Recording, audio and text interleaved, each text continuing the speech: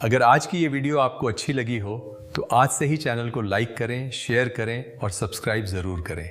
साहिब बंदगी कि हम एक साधु होने के बावजूद भी माता पिता की भावना का यदि इतना कदर कर सकते हैं तो जो गृहस्थी मर्यादा में रहने वाले हैं उसको अपने माता पिता की भावना का कितना कदर करना चाहिए।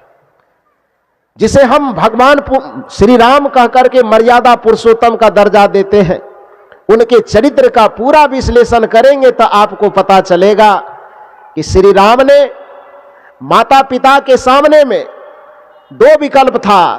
एक विकल्प यह था कि माता पिता की भावना की रक्षा की जाए और दूसरा विकल्प यह था कि अपने अधिकार के लिए लड़ करके राज सिंहासन को हासिल कर लिया जाए। यह था कि नहीं था? दो रास्ता था ना श्री राम जी के सामने में। जिस समय श्री राम जी को राजा दशरथ जी के द्वारा शाम में कहा गया कि बेटा तुम्हें राजगद्दी मिलने वाली है, राम जी को तो पता भी नहीं था, लेकिन दशरथ जी के द्वारा ही बुला करके कहा गया कि गद्दी मिलने वाली है। राम जी को इच्छा नहीं थी अंदर से, लेकिन फिर भी स्वीकार किया क्योंकि उसमें पिता की भावना छिपी हुई थी। और सुबह होते होते 3 लगभग बजते बजते अचानक सूचना मिली कि पिताजी बुला रहे हैं। दोबारा पिताजी के सामने में जाकर के खड़े होते हैं। पिताजी संकोच बस अपनी भावना प्रकट नहीं कर पाते हैं, मुंह से बोल नहीं पाते हैं, लेकिन पिता के उदास चेहरे को देख करके राम जी पूछते हैं कि पिताजी आपके दुख का कारण क्या है, वो बताइए, मैं तत्काल उसको दूर करने का प्रयास करूंगा। लेकिन राजा दशरथ जी को लगा कि मैं बोल कैसे पाऊंगा, बेटा तुम्हें वनवास दे रहा हूं, नहीं बोल पाऊंगा। तो किसी तरह आंख मूंद करके केवल रोते जा रहे थे। श्री राम ने बगल में बैठी माता कैकेयी से पूछा कि हे माते, यदि किसी कारण से मुझ अभागे को मेरे पिता अपने दर्द का कारण नहीं बता रहे हैं, हो सकता है उसके दर्द के कारण को जानने के लायक मैं नहीं हूं, तो कम से कम आप कृपा कीजिए, पिताजी के तरफ से आप ही बता दीजिए कि किस कारण से वो तकलीफ में, मैं क्या करूं कि उनकी तकलीफ दूर हो जाए। दशरथ जी कह भी नहीं पाए। दशरथ के तरफ से कैकेयी माता ने कहा कि ये तकलीफ में इसलिए है क्योंकि शाम में तुमको ये राजगद्दी देने वाले थे और ये 4 बजते बजते सुबह इसकी भावना पलट गई, अब ये तुमको वनवास देने वाले। श्री राम जी ने कहा कि जिस समय मुझे राजगद्दी दे रहे थे उस समय भी मेरे लिए राजगद्दी महत्वपूर्ण नहीं था, उस समय भी मेरे लिए पिता की भावना महत्वपूर्ण थी, इनका वचन महत्वपूर्ण था। और जिस समय ये मुझे वनवास दे रहे हैं तो उस समय भी मेरे लिए तकलीफ की बात नहीं है, क्योंकि वन से मुझे डर नहीं लगता।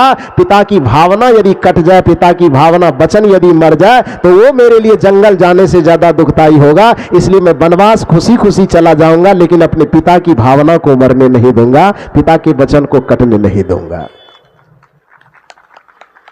श्री राम जी ने यह मर्यादा स्थापित की कि पिता की भावना से, पिता के वचन से, माता की भावना से, माता के वचन से बड़ा कोई राज सिंहासन नहीं हो सकता, कोई राज नहीं हो सकता, कोई सत्ता नहीं हो सकती। तो जिस जगह पर धन दौलत संपदा सत्ता भी आपको माता पिता के सामने फीके लगने लगे, तब समझना चाहिए कि आप सच्चे पुत्र के रूप में इस धरती पर जन्म लिए हैं।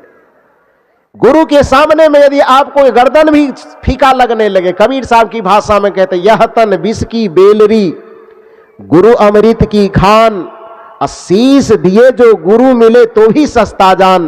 कबीर साहब कहते हैं कि गुरु के जैसे माता पिता के सामने यदि तुमको सत्ता संपत्ति फीका लगने लगे तो समझ लेना कि तुम्हारे अंदर एक सच्चे पुत्र की आत्मा प्रकट हुई है। और यदि गुरु भक्ति के सामने में सामान्य धन दौलत की बात तो छोड़ दो, आज यदि आपको अपना गर्दन भी कम लगने लगे, गर्दन भी फीका लगने लगे, तो समझ लेना चाहिए कि आपके अंदर गुरु भक्ति का ज्योत जल चुका है, गुरु भक्ति का दिया जल चुका है। और जिसके अंदर माता पिता गुरु के प्रति इतनी निष्ठा आ जाएगी, सेवा समर्पण आ जाएगा, उसके जीवन में सत्संग का जो लाभ मिलना चाहिए वो जानेगा तो भी और नहीं जानेगा तो भी सत्संग का लाभ उसके जीवन में अपने आप उतरता चला जाएगा। तीर्थ शब्द का अर्थ होता त्रायते इति तीर्थः, जहां पर पहुंचने पर हमारे मन को पापों से, विकारों से, अवगुणों से तैरने की युक्ति मिल जाए उसको तीर्थ कहा जाता है। जैसे नदी में कोई व्यक्ति पानी का सहारा लेकर के तैर जाता है वह नदी उसके लिए तीर्थ स्वरूप हो जाता है। उसी प्रकार से जिस सहारे के माध्यम से हम पापों से तरते हैं उस सहारे को तीर्थ कहा जाता है। ये तो व्याकरणिक दृष्टिकोण से यह तीर्थ होगा ही, लेकिन स्थूल दृष्टिकोण से तीर्थ इसको इसलिए कहा जाएगा क्योंकि अयोध्या को हम तीर्थ मानते हैं। कारण क्या है? क्योंकि वह श्री राम जी की जन्मभूमि है।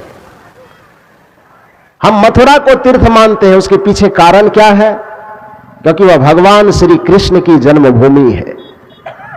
हम गया जी को पवित्र तीर्थ मानते हैं, क्यों? क्योंकि वह भगवान बुद्ध की ज्ञान भूमि है। हम हरिद्वार को तीर्थ मानते हैं, क्यों? क्योंकि वह संतों की साधना भूमि है। तो हमारी भारतीय संस्कृति में संतों, ज्ञानियों, मुनियों, भगवंतों की साधना स्थली और जन्म स्थली को तीर्थ कहा जाता है। आज तक जो आपकी दृष्टि में रहुआ एक सामान्य ग्राम के रूप में होगा, आज से आप जान लीजिए कि यह संत श्री संजय साहब जी की जन्मभूमि है, इसलिए इसको तीर्थ कहा जाएगा। हमारी संस्कृति यह कहती है कि जो जगह संत की जन्मभूमि हो उसको भी तीर्थ कहा जाता है। जो भूमि भगवंत की जन्मभूमि हो उसको भी तीर्थ कहा जाता है। जो जगह संतों की तपस्स्थली हो उसको भी तीर्थ कहा जाता है। जो जगह संतों की साधना स्थली हो उसको भी तीर्थ कहा जाता है।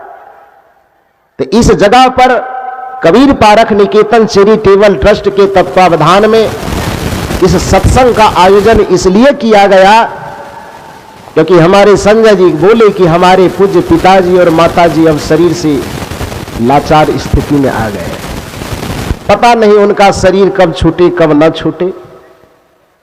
इसलिए मेरी इच्छा है कि सब जगह पूरे भारत में हम लोग घूम घूम करके कार्यक्रम कर ही रहे हैं।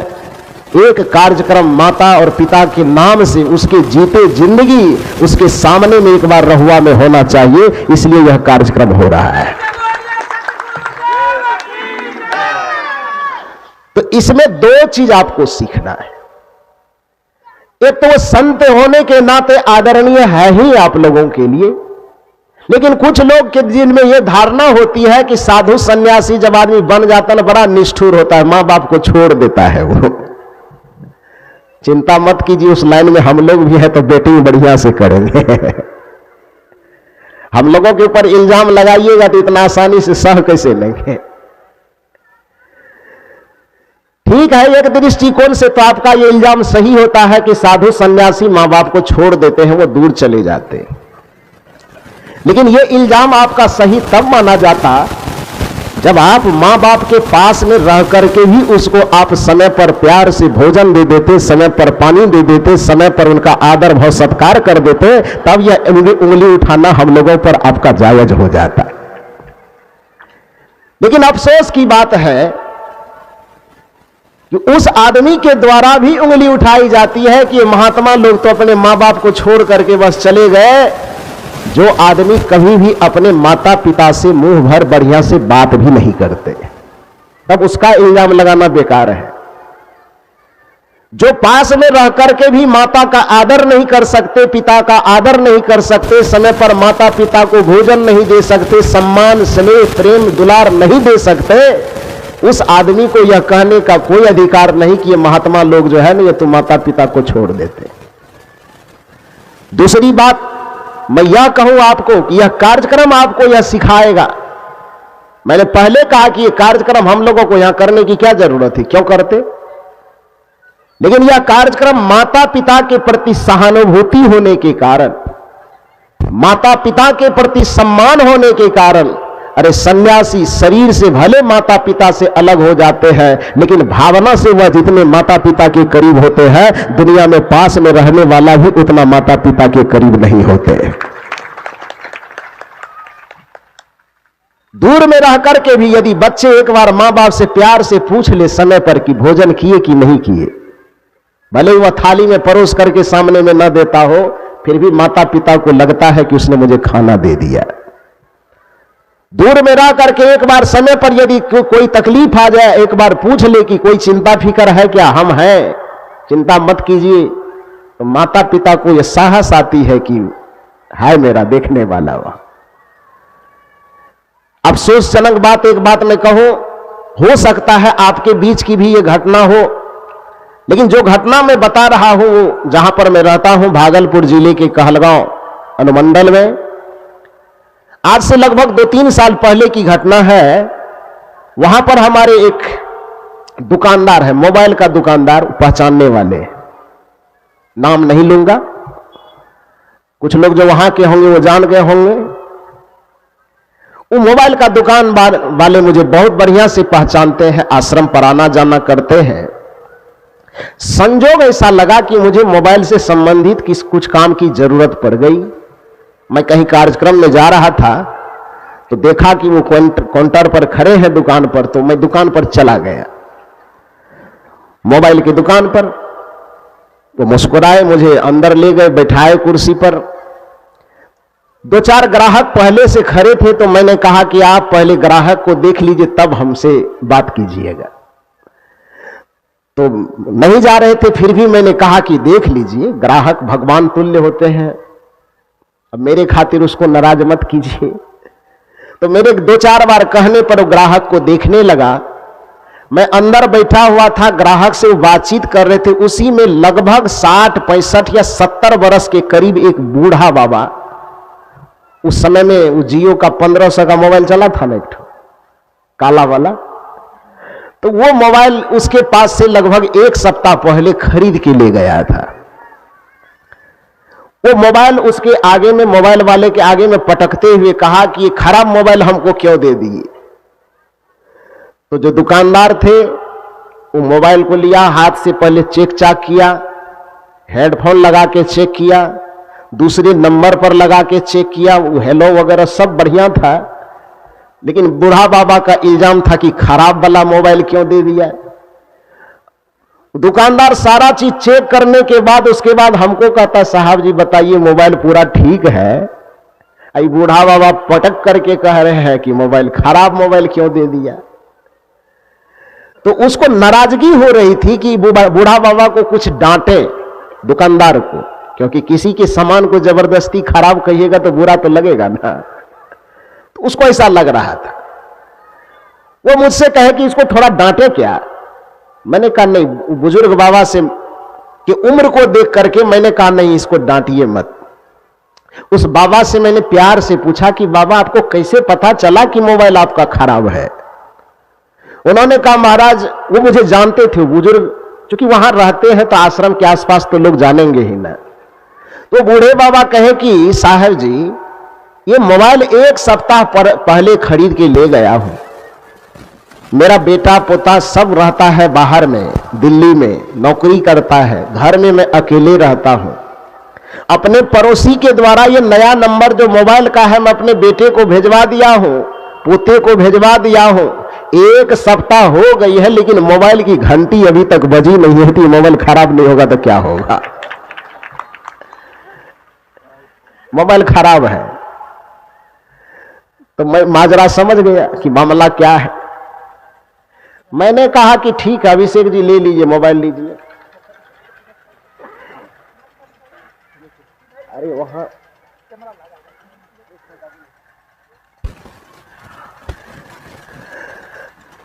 तो मैंने कहा कि उस सारा मामला को समझ जाने के कारण मैं उस बूढ़े बाबा से कहा कि रुकिए मैं ठीक करवा देता हूं। दुकानदार से मैंने कहा मोबाइल ले लीजिए आप। अब मोबाइल तो ठीक है, वो तो हम ही जान रहे हैं, लेकिन 2-4-5 मिनट उसके सामने में उसको संतुष्ट करने के लिए थोड़ा बहुत पेचकस उसकस घुमा दीजिए कुछ उसको दिखा करके। कुछ नहीं करना है, केवल ठोक ठाक कर दीजिए, कोनो रिंच लगा दीजिए, कुछ कर दीजिए, 2 मिनट कीजिए आप। तो कर दिए वो। उसके बाद 2 मिनट के बाद मैंने कहा बाबा ये मोबाइल आपका ठीक हो गया, जो गड़बड़ी थी ना वो ठीक हो गई, और जरा सा आपके बेटे का नंबर क्या है वो थोड़ा सा हमको दे दीजिएगा, हमको बात करना स्पेशल। तो उन्होंने कहा ठीक है दे देते हैं। मोबाइल में बेचारा वो नंबर पैकेट में एकदम कागज में लिख करके रखा था, किसी तरह निकाला, वो दिया, नंबर ले लिया। उसको ये संतावना दे करके कि आपका मोबाइल अब ठीक हो चुका है, लेकर के घर जाइए। वो घर चला गया। घर जाने के बाद उसी दुकान पर बैठे बैठे मैंने उसके बेटे को फोन लगाया। सच बताता हूं कि मुझसे बातचीत करने के लिए बहुतों लोगों को बहुत मेहनत करनी पड़ती है, तब जाके बातचीत होती, बात नहीं हो पाती। कुछ लोग शिकायत भी करते हैं कि साहब जी घमंडी हो गए हैं, बात नहीं करते। घमंडी नहीं, घमंड किस लिए करेगा आदमी? एक तो समय की बचत करनी पड़ती है, दूसरी बात कुछ लिखना पढ़ना होता है, और बहुत इमरजेंसी बात हो तो फिर बात की भी जाती है। लेकिन उस बूढ़े बाबा की बात को सुन करके मुझे इतना मेरा हृदय द्रवित हुआ कि उसको तुरंत उसके बेटे को मैंने फोन लगाया, हेलो किया। उधर से उसके बेटे का जो नाम था वो मैं नाम लिया, तो कह मैं बोल रहा हूं। मैंने कहा कि मैं कहलगांव कबीर पारख निकेतन से अभय साहब बोल रहा हूं। वो मुझे जानते थे, वो जानने के कारण जैसे मेरा नाम सुना वो हड़बड़ा गया। वो साहब जी आप फोन किए, कुछ बात हुई क्या? हम कहे बात तो सोचिए तो कुछ नहीं हुई और सोचिए तो बहुत कुछ हो गई। आपको फोन मेरा जाने का मतलब है कि आप समझिए कि क्या हुआ होगा। उसके बाद उन्होंने कहा हुआ क्या, कुछ गलती उल्टी हुई? हम कहे गलती भयंकर। अरे अभागे, जिस आदमी के द्वारा आप इस धरती पर आकर के जिसका उंगली पकड़ करके चलना सीखे, जिसने हाथ से आपके मुंह में अनाज डाला, जिसने खून पसीने की मेहनत करके आपको इतना पढ़ाया कि आप दिल्ली में जाकर के 5 स्टार होटल में खाने के लायक बन सके, एक पदाधिकारी बनकर के कुर्सी पर बैठने के लायक बन सके, उस माता पिता से यदि आपको 2 मिनट बात करने की फुर्सत नहीं है तो आपका पदाधिकारी होना बेकार है, आपका करोड़ों रुपया कमाना बेकार है। उन्होंने कहा कि ऐसा क्या हुआ गुरुजी? मैंने कहा क्या हुआ नहीं, आज आपके पिताजी को देख करके मेरा कलेजा ऐसा लगा कि फट गया। 7 दिन पहले वह मोबाइल खरीद करके गया है, इस इंतजार में कि मेरे बेटे मेरे पोते मुझसे न मेरे नजर से सैकड़ों किलोमीटर दूर रहते, मेरे पास नहीं रहते। खाना तो आप उसे बना करके दे नहीं पाएंगे, प्यास लगने पर एक गिलास बढ़िया से पानी दे नहीं पाएंगे, माथा दर्द करेगा तो उसको कोई टेबलेट नहीं दे पाएंगे, माथा में तेल नहीं लगा पाएंगे। ये एक मजबूरी, एक लाचारी भी है, मैं उस लाचारी को समझ रहा हूं, उसके लिए मैं कोई दोष भी नहीं दे सकता आपको। लेकिन इसके लिए तो मैं दोष जरूर दूंगा कि जब आप शरीर के स्तर से उसको भोजन नहीं करा सकते, पानी नहीं पिला सकते, दर्द उठने पर उसको दवाई नहीं खिला सकते, माथा दर्द करने पर माथा को सहला नहीं सकते, तो कम से कम इतना फर्ज तो जरूर निभा लीजिए कि माता पिता की बुढ़ापा की अवस्था में प्यार से 2 वक्त बात तो कर लीजिए, ताकि उसके जीवन को संतुष्टि मिले कि हम इसको पैदा किए हैं। उसको ये लगना चाहिए कि हम भी इस धरती पर औलाद वाले, बाल बच्चे वाले। इससे तो बेहतर वह है जिसको कि बाल बच्चा ना हो तो कम से कम मन में संतुष्टि होती है कि नहीं है तो क्या किया जाए, आशा नहीं होती। लेकिन जिसके पास हो करके न होने जैसी स्थिति आ जाए तो वह स्थिति बड़ी भयावह होती है। आज आपको सत्संग में यह सीखना है, जिस संन्यास परंपरा का यह सीख होता है कि जब आप साधु बनते हैं तो आपको माता पिता की भावना की कोई परवाह की जरूरत नहीं पड़े। ना करें, हम लोग को तो कोई कलंक भी नहीं लगाएगा, क्योंकि पहले से जानता है कि लोग साधु है, तो हम पर कौन पंचायती बैठाएगा? बैठाएगा नहीं बैठाएगा। लेकिन उसके बावजूद भी कि उस स्थिति में रहने के बावजूद भी कि हम माता पिता को ना पूछें, माता पिता को ना देखें, फिर भी समाज हमको बुरा नहीं कह सकता है। उसके बावजूद भी समाज से कोसों दूर रहने के बावजूद भी, माता पिता से कोसों दूर रहने के बावजूद भी, मातृ देवो भवः, पितृ देवो भवः, आचार्य देवो भवः, अतिथि देवो भवः की संकल्पना को पूरा करते हुए माता पिता की भावना के साथ अपने भावना को जोड़ करके रखते हैं। तो जब एक साधु ऐसी भावना को रख सकता है तो आप माता पिता के चरण में है तो आपको माता पिता का कितना आदर करना चाहिए, यह इस सत्संग से सीख करके जाइए। यही भावना श्री राम ने सीखा था, जिसके कारण से दशरथ के पुत्र राम से मर्यादा पुरुषोत्तम श्री राम हो गए। प्रातः काल उठी के रघुनाथा, माता पिता गुरु नावहि माथा। श्री राम जी कहते कि प्रतिदिन उठ करके, मैं ज्यादा कुछ नहीं करता हूं, 33 करोड़ देवी देवता में से किसी देवी देवता का आह्वान करो न करो, इससे मुझे कोई फर्क नहीं पड़ता है, लेकिन जिसने मुझे जन्म दिया है, जिसने मुझे पाला है, पोसा है, बड़ा किया है, जिसने मुझे पढ़ाया है, लिखाया है, विद्वान चरित्रवान महान बनने की दिशा में आगे बढ़ाया है, ऐसे परमात्मा के प्रत्यक्ष रूप उस माता पिता के चरणों का सुबह शाम यदि एक बार मैं नमन कर लेता हूं तो 33 करोड़ देवताओं का आशीर्वाद अपने आप मिल जाता है। माता पिता और गुरु का उपकार इस मनुष्य के ऊपर में असंख्य है। महिमा तो वैसे केवल गुरु की गाई जाती है कि 7 द्वीप नव खंड में गुरु से बड़ा न कोई, करता करे जो कर न सके, गुरु करे सो होय।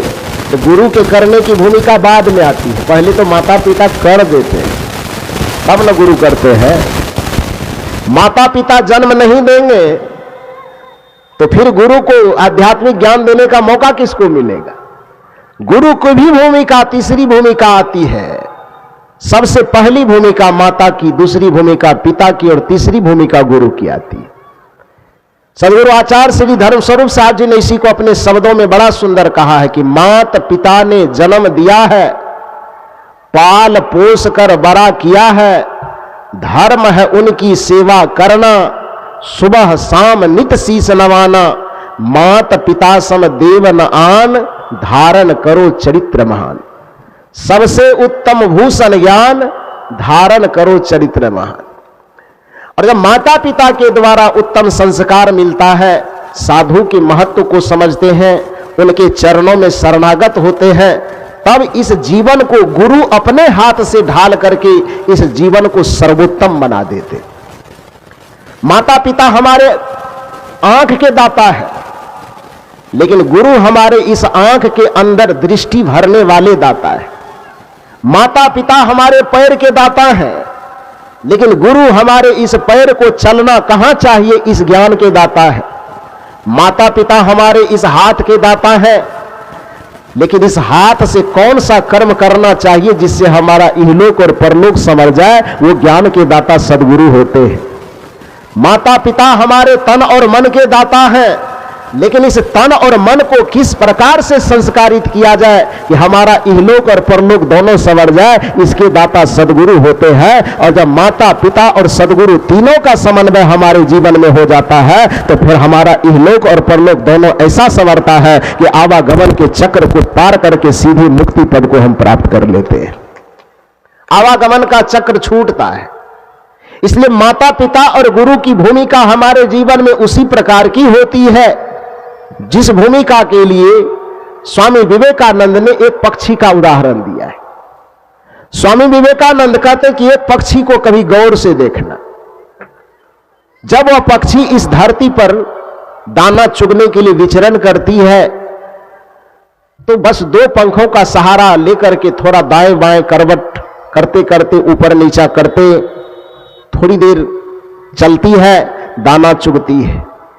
लेकिन उसी पक्षी को जब आसमान में उड़ना होता है तो थोड़ा गौर से देखना कि उस पक्षी को 3 पंखों के ताकत की आवश्यकता पड़ती है। लोग कहेंगे कि हमारे पास, हमने तो जब भी देखा है चिड़िया को 2 ही पंखों से काम करते हुए देखा है। देखे हैं, अभी तक थोड़ा गौर से नहीं देखे होंगे। थोड़ा गंभीरता पूर्वक देखिएगा तो पता चलेगा। पता क्या चलेगा कि पक्षी का 2 पंखा जो सामान्य रूप से आप और हम देखते हैं, लेकिन एक पंखा जो उसके पूंछ में लगा होता है ना, गौर करके देखिएगा। और नहीं और किसी पक्षी को देख सकते हैं तो आपके घर में यदि आसपास में कोई कबूतर हो, उसको टहलते हुए देखें तो आप देख पाएंगे कि उसके पंख पीछे में भी, पूंछ में भी पंखा होता है कि नहीं होता है? होता है ना। तो जब सामान्य रूप से वह धरती पर वह पक्षी चलती है तो 2 पंखों के माध्यम से ही काम चला लेती है। लेकिन यदि उसको आसमान में उड़ना होता है तब वो 2 पंखों की ताकत से काम नहीं चला पाती। वह पक्षी अपने 3 पंखों में ताकत भरती है, और जिस दिन उसके 3 पंखों में ताकत भर जाती है उस दिन वह धरती को छोड़ करके आसमान में उड़ना शुरू कर देती है। ठीक उसी प्रकार से इस धरती पर जितने प्रकार जो भी मनुष्य तनधारी है, उस माता और पिता के सद्गुण और शिक्षा के माध्यम से, संस्कार के माध्यम से इस धरती पर इहलौकिक जीवन, सामान्य जीवन तो बड़ी आसानी से जी लेता है, लेकिन जिस व्यक्ति को इस धरती के इहलौकिक जीवन को सामान्य तरीके से जीने के बाद शांति, मुक्ति, बंधन से मुक्ति, परमानंद, परम शांति के आकाश में उड़ने की आकांक्षा हो, मोक्ष के आकाश में उड़ने की आकांक्षा हो, कल्याण के आकाश में उड़ने की आकांक्षा हो, परमानंद और परमात्मा के आकाश में उड़ने की आकांक्षा हो, तो केवल माता और पिता के ही आशीर्वाद से, माता पिता की सेवा और भक्ति से काम नहीं चलेगा, बल्कि माता पिता की सेवा और भक्ति में गुरु की भक्ति को भी जोड़ना पड़ेगा। और जिसके जीवन में माता पिता और गुरु तीनों की भक्ति जुड़ गई, उसके जीवन को, परलौकिक जीवन को सफल होने से कोई नहीं रोक सकता है। उसके उद्धार के मार्ग में कोई बाधा नहीं डाल सकता। इसलिए इहलोक और परलोक दोनों संवारने के लिए प्रत्येक व्यक्ति को मातृभक्त, पितृभक्त और गुरु भक्त बनना चाहिए। माता पिता और गुरु की सेवा हमारे जीवन को निहाल कर देता है। माता पिता की सेवा जब आप करते हैं तो आपको देख करके आपके बच्चे भी आपकी सेवा करने के लिए सीखते हैं। दुनिया के प्रत्येक माता पिता की आकांक्षा होती है कि हम जब बूढ़े होने लगे, हमारे बच्चे जवान होने लगे, तो हमारी आज्ञा के अनुसार चले, हमारी सेवा करे, हमारी देख रेख करे, हमें समय पर दवा पानी की व्यवस्था करे। ये अरमान सब माता पिता का होता है कि नहीं होता है? लेकिन यह अरमान आपका तब पूरा नहीं होगा जब यह शिक्षा केवल आप वाणी से तो देंगे लेकिन आचरण से करके नहीं दिखाएंगे। क्योंकि आप यदि अपने बच्चों से अपेक्षा करते हैं तो आपके भी तो माता पिता हैं। आप अपने माता पिता, आप अपने सास ससुर की सेवा यदि नहीं करेंगे तो आपके जो पीछे जो बच्चे हैं, आपके व्यवहार को देख करके वह सीख रहे हैं, और आप मुंह से कितना भी उसको ज्ञान की बात, सेवा की बात, उपकार की बात बताते रह जाएंगे, लेकिन वो उसके दिल में वह बात बैठेगी नहीं। क्योंकि वाणी से ज्यादा ताकत आचरण की होती है। बोल करके जो चीज आप नहीं सिखा पाएंगे वह चीज आप आचरण में उतार करके करके दिखा पाएंगे। और मनोविज्ञान तो मनुष्य को चूंकि अनुकरण प्रिय प्राणी मानता है। मनुष्य एक ऐसा प्राणी है जो अनुकरण करके सीखता है, जिसको भगवान श्री कृष्ण गीता में कहा कि यद् आचरति श्रेष्ठ तत् देवेतरो जनः स यत् परमानं कुरुते लोकः तदनुवर्तते। कि समाज में श्रेष्ठ कहलाने वाले, आगे चलने वाले जो भी है, उस व्यक्ति को बहुत सोच समझ करके आचरण करना चाहिए। क्योंकि आगे वाला जैसा जैसा आचरण करता है, उसके पीछे चलने वाला व्यक्ति उसी को देख करके सीखता है और वैसा ही आचरण करता है। यद आचरति श्रेष्ठ तत् देवेतरो जनः। जो बड़े कहलाने वाले व्यक्ति, बड़े कहलाने वाले पुरुष, बड़े कहलाने वाले माता पिता जैसा जैसा आचरण करते हैं, उसके पीछे की जो पीढ़ी होती है वही आचरण देख करके उसका अनुकरण किया करती है। इसलिए हमारा कर्तव्य हो जाता है कि हम वैसा ही आचरण करें जैसा हम दूसरों से करवाना चाहते हैं। हम यदि दूसरों से सेवा लेना चाहते हैं तो हमें भी सामने वाले जो हमसे बड़े हैं उसको सेवा देना चाहिए।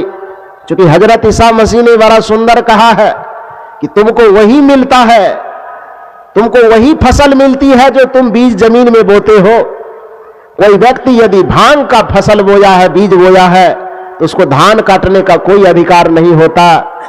कोई व्यक्ति यदि गेहूं का बीज बोया है तो उसे धान काटने का सौभाग्य प्राप्त नहीं मिलता। कबीर साहब की भाषा में कहें कि कोई बबूल का यदि बीज बोता है तो उसको आम का फल पाने का कोई अधिकार नहीं होता।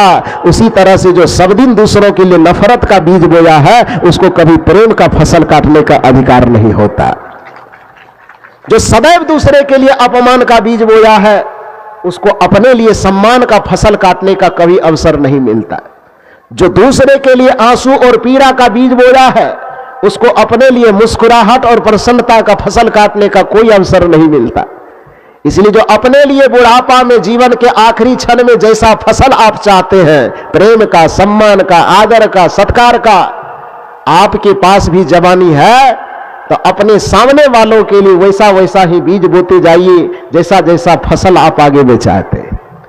क्योंकि कबीर साहब ने साखी के माध्यम से सिखा दिया है हमें करे बुराई सुख चाहे कैसे पावे कोई। सवाल किया है कि चाहत तो आपकी बड़ी अच्छी अच्छी है कि दुनिया ऐसा होना चाहिए, हमारा बेटा ऐसा होना चाहिए, हमारा पोता ऐसा होना चाहिए, हमारा परिवार ऐसा होना चाहिए। कबीर साहब कहते हैं कि चाहत बुरी नहीं है, ये चाहत बहुत धन्यवाद के योग्य है।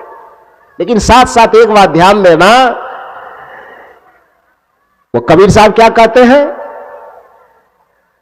करे बुराई सुख चाहे कैसे पावे कोई, रोपे पेड़ बबूल का तो आम कहां से होए। कबीर साहब के इस सवाल का जवाब कोई दे पाएगा? कबीर साहब कहते कि कोई बुराई का बीज बो करके भला चाहता हो उसको कैसे मिलेगा? कोई व्यक्ति बबूल का बीज बो करके आम का फल चाहते हो वो कैसे मिलेगा? करे बुराई सुख चाहे कैसे पावे कोई, और रोपे पेड़ बबूल का तो आम कहां से हो। आम का फसल चाहिए तो आम ही लगाइए, बबूल का बीज लगाने से आम नहीं मिलेगा।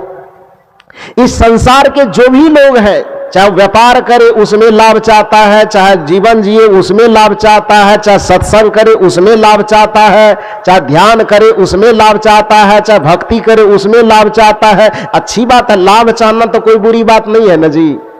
लेकिन वो लाभ मिलेगा कैसे?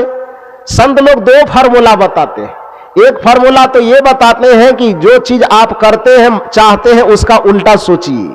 क्या सोचिए? जैसे आप लाभ चाहते हैं तो लाभ शब्द का उल्टा करेंगे तो क्या हो जाएगा? लोआक भौ लाभ। उसका उल्टा करके देखेंगे तो क्या होगा? लोआक भौ। उसको उल्टा कीजिए तो पहले भौ और उसके बाद लोआक, तो क्या हो जाएगा? भला हो जाएगा। यदि आप किसी से लाभ चाहते हैं जिंदगी में तो आप प्राणियों का भला करना शुरू कीजिए। इसी को गोस्वामी जी अपनी भाषा में कहते, परहित सरिस धर्म नहीं भाई, पर पीड़ा सम नहीं अदमाई। दूसरे का भला करोगे, दूसरे का हित करोगे, दूसरे का उपकार करोगे तो इससे बड़ा लाभ का चीज और कुछ नहीं है, क्योंकि ऐसा करने पर तुम्हारे भी जीवन में लाभ होता रहेगा, तुम्हारे भी जीवन में उन्नति होती रहेगी, तुम्हारे भी जीवन में शांति आती रहेगी। परहित सरिस धर्म नहीं भाई, अब पर पीड़ा सम नहीं अदमाई। लोगों ने कहा गोस्वामी तुलसीदास जी से तो ये बात पूछ ली गई, इसका प्रमाण और कोई देता है क्या? विचारकों ने कहा कि सबसे बड़ा प्रमाण महर्षि वेदव्यास जी से ही ले लो, क्योंकि महर्षि वेदव्यास हिंदू धर्म के विश्वकर्मा माने जाते हैं। कि महर्षि वेदव्यास न होते तो सनातन धर्म के जो वेद शास्त्र आज हम सबके सामने उपलब्ध है, जिसको पा करके हम गौरवान्वित होते हैं कि हमारे पास जो धर्म ग्रंथ है उससे पहले किसी का धर्म ग्रंथ नहीं, तो वेद, वो शास्त्र, वो उपनिषद कहीं ना कहीं महर्षि वेदव्यास के कलम से निकली हुई रचना है। लोगों ने सोचा कि तुलसीदास जी तो ठीक है, रामचरितमानस किसी तरह से लिख दिए, लेकिन वेद, शास्त्र, उपनिषद, पुराण ये तो हिंदू धर्म का आधार ग्रंथ कहलाता है। इसके रचनाकार जो होंगे वो तो बड़े विद्वान आदमी होंगे, बड़े ज्ञानी होंगे। तो वेदव्यास जी से एक बार पूछा जाए कि उसके नजर में पाप, पुण्य, धर्म, अधर्म, अच्छा बुरा क्या है जिससे हमारे जीवन में लाभ मिले। तो महर्षि वेदव्यास से पूछने गया। महर्षि वेदव्यास एकदम पोथी पुराण एकदम बगल में धर दिए कि कौन से शास्त्र से सुनना चाहते हो। आदमी ने देखा कि भैया शास्त्रों की इतनी लंबी चौड़ी लाइन लगी हुई है कि इतना सुनने में तो आधा जिंदगी आदमी का बीत जाएगा, एक एक पन्ना भी सुनेगा। वेदव्यास जी से कहा कि महाराज ये 18 पुराण, ये चारों वेद, ये 6 शास्त्र, इतने तो इसके एक एक हजार पेज है, इसको यदि एक एक पेज यदि सुनना शुरू करो तो आधी जिंदगी बीत जाएगी, तब जानेंगे कि धर्म अधर्म क्या है। आदमी को इतना फुर्सत कहाँ है, कमाना भी है, खाना भी है, दुकान भी चलाना है, नौकरी रोजगार भी करना है। तो आप चूंकि इतने बड़े ग्रंथ के रचनाकार हैं तो आप उसका संक्षेपण भी करना जानते होंगे। धर्म की व्याख्या जो आपने, ज्ञान की व्याख्या, भक्ति की व्याख्या जो इतनी लंबी चौड़ी की है, यदि इतना पढ़ने की फुर्सत किसी के पास न हो तो आप 2 लाइन में बता सकते हैं पाप, पुण्य, धर्म, अधर्म की परिभाषा। महर्षि वेदव्यास ने कहा ये तो कभी सोचे ही नहीं, लेकिन आपने प्रश्न किया है तो अब सोचना पड़ेगा। मुझे तो लगा कि लोग वेद शास्त्र, इतना शास्त्र पुराण पढ़ करके धर्म अधर्म, पाप पुण्य, अच्छा बुरा को जान लेगा, लेकिन आपका तर्क बिल्कुल सही है कि सब आदमी इतना पढ़ने में समय गुजार देगा तो खेती गृहस्थी रोजी रोजगार कैसे चलेगा आदमी का। तो इतने शास्त्रों को जो ना पढ़ सके वो थोड़े में पाप पुण्य धर्म अधर्म को जाने तो कैसे जाने। महर्षि वेदव्यास ने कहा उन लोगों के लिए 2 लाइन में मैं पाप और पुण्य को बता रहा हूं, और उन्होंने कहा कि 18 पुराणेषु व्यासस्य वचनम द्वयम्, 6 शास्त्रों में, 4 वेदों में, 18 पुराणों में मैंने जितना लिखा है सबका सारांश निचोड़ करके मैं 2 पंक्ति में धर्म अधर्म और पाप पुण्य की व्याख्या कर रहा हूं। सुनो, महर्षि वेदव्यास का कथन है कि 18 पुराणेषु व्यासस्य वचनम द्वयम् परोपकाराय पुण्याय पापाय परपीडनम, कि 18 पुराण, 4 वेद, 6 शास्त्र में मैंने जितने ज्ञान के रास्ते बताए हैं, जितने भक्ति के रास्ते बताए हैं, सबका निचोड़ मैं इस 2 पंक्ति में यही बता रहा हूं कि यदि तुम्हारे माध्यम से किसी जीव का उपकार हो जाए, किसी का भला हो जाए, तो इससे बड़ी भक्ति, इससे बड़ा धर्म कुछ नहीं होता है। और तुम्हारे वजह से यदि किसी को दुख मिल जाए, पीड़ा मिल जाए, अपकार हो जाए, किसी का बुरा हो जाए, तो इससे बड़ा पाप और इससे बड़ा अधर्म कुछ नहीं हो सकता है। यही 2 लाइन में धर्म अधर्म और पाप पुण्य की व्याख्या है। तो जो भला करने से हमारा लाभ हो सकता है, और ये यदि आपको लगता है कि केवल ऐसे कथा कहानी के माध्यम से कही जा रही है, तो एक बात मैं आपको पौराणिक दृष्टिकोण से बताना चाहता हूं। वह क्या, आप लोग दीपावली के अवसर पर अपने घरों के चौखट पर जब एक सजाने के लिए लिखा हुआ चीज मार्केट से खरीद करके लाते हैं, तो 2-3 चीज लिखा हुआ मिलता है। एक मिलता है स्वागतम, झालर पर नहीं रहता है लिखा हुआ। एक में लिखा रहता है शुभ दीपावली, और एक में लिखा रहता है शुभ लाभ, लिखा रहता है ना। अच्छा, उसको भी नहीं जानते हैं तो कम से कम जितने व्यापार करने वाले लोग हैं या व्यापार न भी करने वाले लोग हैं, वह भी यदि अपने घर में रुपया पैसा का लेखा जोखा रखने वाला कोई खाता वही बनाता है, वो खाता वही में शुभ और लाभ लिखता है कि नहीं लिखता है? लिखता है ना। वो शुभ लाभ क्या है? गणेश जी की 2 पत्नी, क्योंकि सनातन संस्कृति में धार्मिक रीति रिवाज के अनुसार श्री गणेश जी को देवताओं में अग्रपूज्य माना जाता है। तो गणेश जी का नाम ऊपर में जब श्री गणेशाय नमः तो लिखता ही है लोग कार्य के आरंभ करने में। अब गणेश जी अकेले रहे तो ठीक नहीं है। गणेश जी की 2 पत्नी, एक पत्नी का नाम रिद्धि, एक पत्नी का नाम सिद्धि। सुने कि नहीं सुने? गणेश जी की कितनी पत्नी? 2 पत्नी, एक का नाम रिद्धि और एक का नाम सिद्धि। कुछ लोग हमसे पूछते हैं कि जब गणेश जी की 2 पत्नी रिद्धि और सिद्धि, तो हम लोगों की रिद्धि सिद्धि कैसे मिलेगी? तो हम उसको कहा करते हैं कि यदि तुमको चाहिए रिद्धि और सिद्धि तो छोड़ दो अपने जीवन के घमंड की जिद्दी, तो तुमको रिद्धि और सिद्धि मिल जाएगी। गलत चीज के जिद को छोड़ दो, बुरा चीज के जिद को छोड़ दो, अवगुणों के जिद को छोड़ दो, तो रिद्धि सिद्धि मिलना आसान हो जाएगा। खैर, गणेश जी की 2 पत्नी रिद्धि और सिद्धि, उस रिद्धि और सिद्धि का ही दूसरा नाम शुभ और लाभ है। तो आप कल्पना कीजिए कि जब आप डायरी में शुभ और लाभ लिखते हैं, अपने दरवाजे के 2 चौखट हो तो एक चौखट पर शुभ लिखते हैं, एक चौखट पर लाभ लिखते हैं, तो पहले लाभ लिखते हैं कि पहले शुभ लिखते हैं? थोड़ा जोर से बोलिए, नीचे से। शुभ लिखते हैं ना। अब जीवन में अरमान कौन चीज का करते हैं? शुभ का कि लाभ का? मन में सपना खाली देखते तो कौन चीज का देखते हैं? लाभ का। और शुभ कौन करेगा? आपका नाना।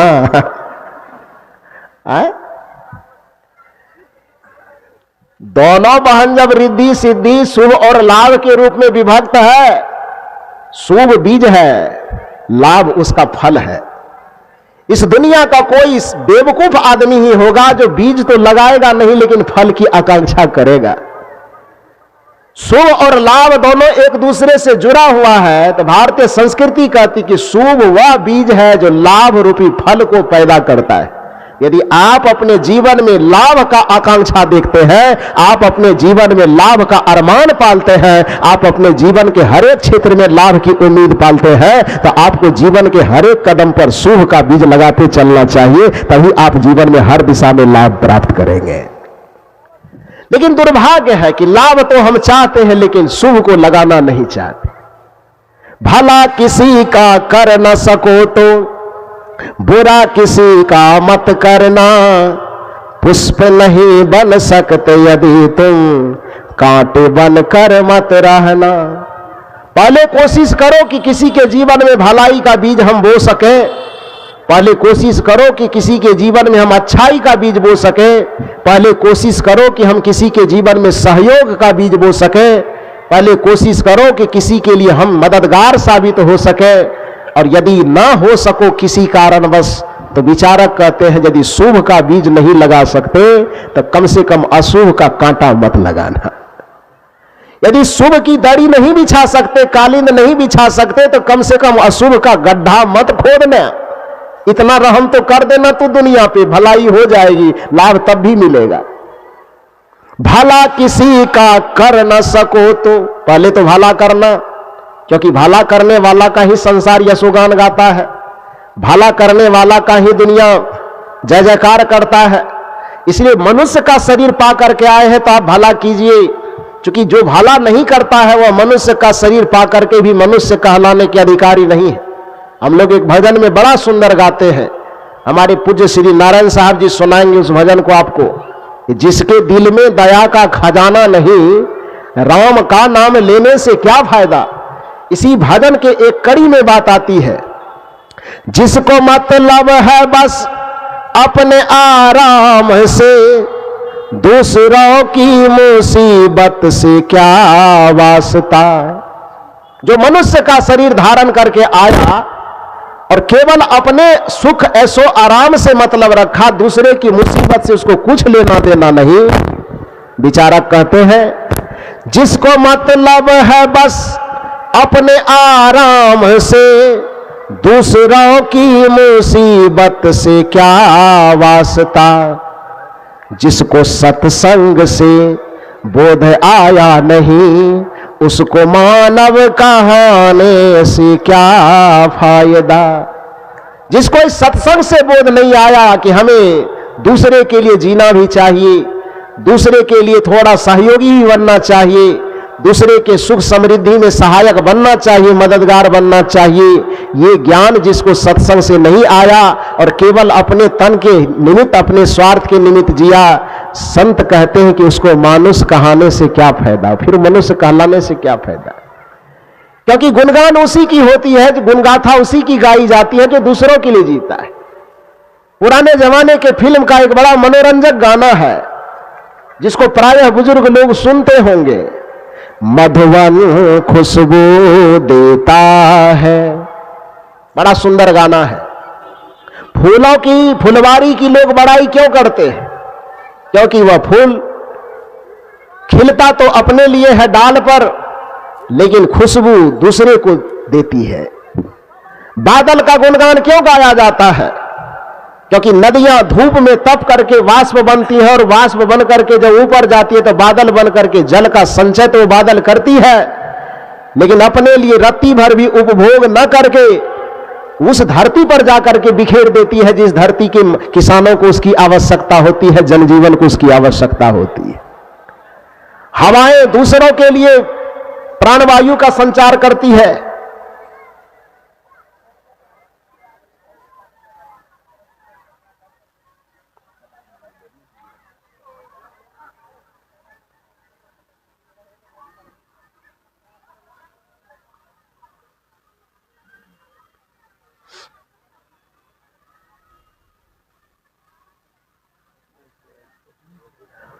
बोलिए सदगुरुदेव की।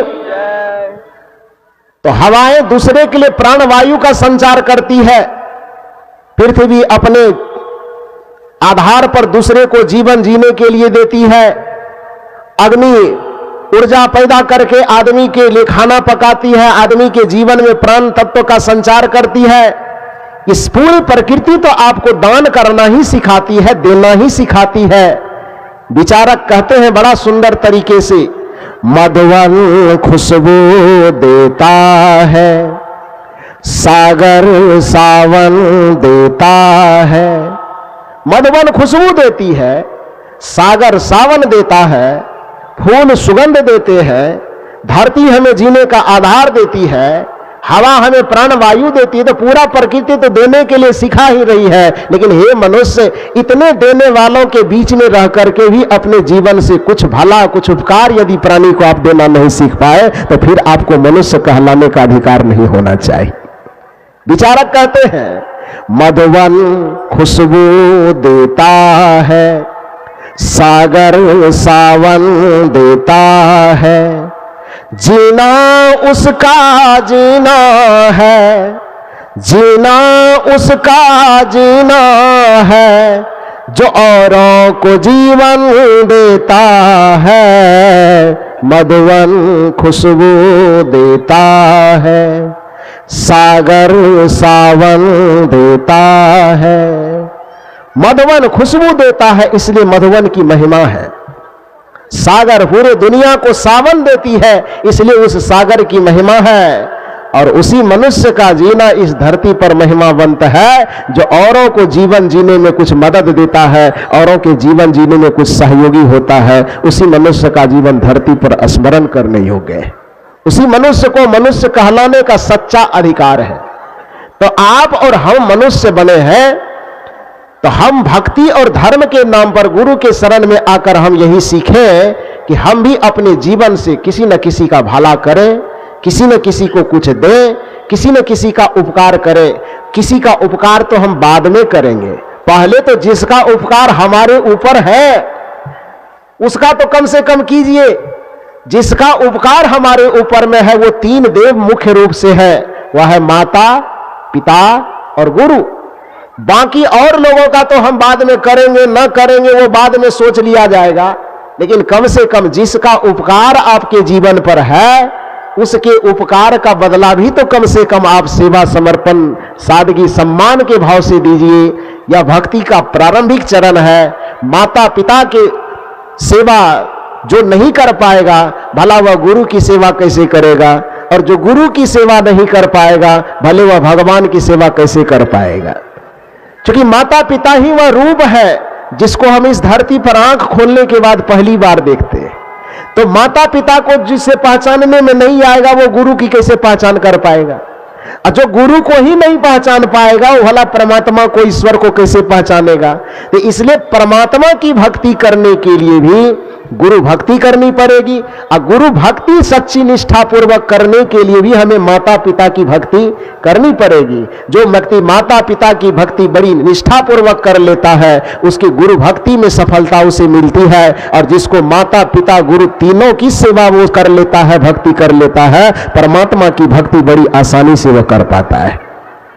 व्यवहारिक भक्ति जो आसानी से कर ले, पारमार्थिक भक्ति करने में उसे और आसान होता है। तो आज जो सत्संग सुनने के लिए हम यहां पर आए, उस सत्संग से मैंने कहा कि दोहरी प्रेरणा लेकर के जाना है। पहली प्रेरणा कि सत्संग तो हमारे जीवन को परिवर्तित करता है, ये तो सब दिन हम सुनते आ रहे हैं, जानते आ रहे हैं। सबसे बड़ी प्रेरणा कि ये सत्संग का आयोजन जिस संदर्भ को लेकर के हुआ,